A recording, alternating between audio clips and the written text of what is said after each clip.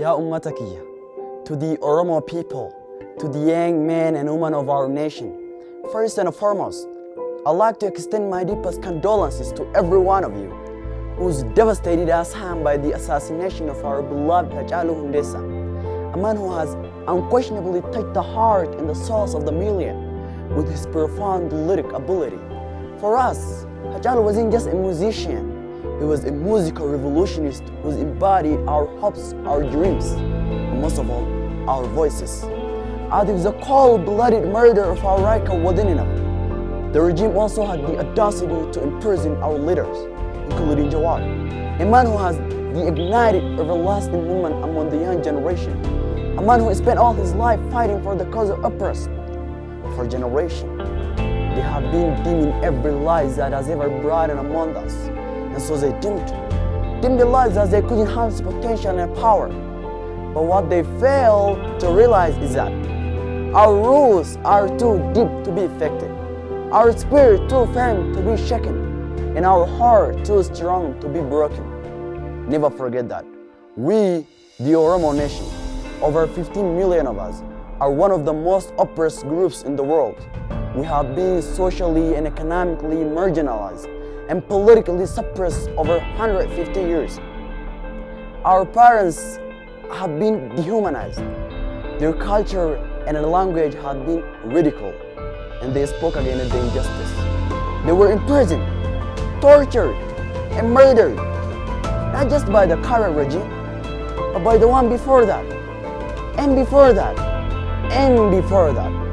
But despite all the miseries we've endured as a people, we have been also one of the most resilient groups in the world, who's never been deterred from pursuing equality and justice for all. Our parents fought on one side, while raising their kids with the prayers and hope that maybe, just maybe, their children will one day be enough to enjoy the freedom that they so desire but were never granted. Never forget that you are that child. You are the sole product of praise and hope of your parents, grandparents, and their ancestors. It was Wako Gutu, one of the most or most respected hero, once said, "Gavrumma hidambu kifna, dadabnu ilman tugud difna." You are that ilman he's speaking of.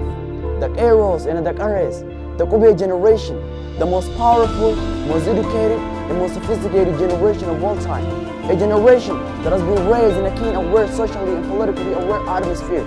A generation that is fearless, willing to sacrifice anything and everything to be free. A generation that without a doubt was defeated by the oppressed regime.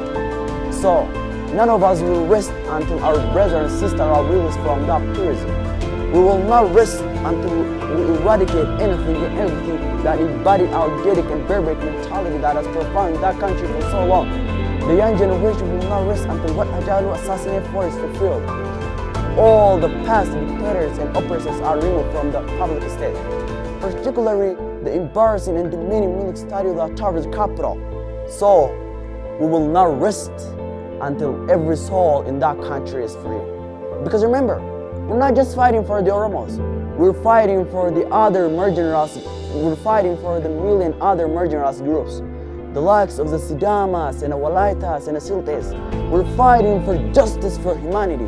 We're fighting for every oppressed soul that lives on that soil. So, my people, be sad, but never be broken. Cry, but never let your tears be seen by your person. Let us continue to mobilize, organize like never before. Roll up your sleeve and get to work. Remind the regime that this is not the era for dictators, Oromo. And remember, this is not like any of our past movements. This is our last draw. Oromo, this is it.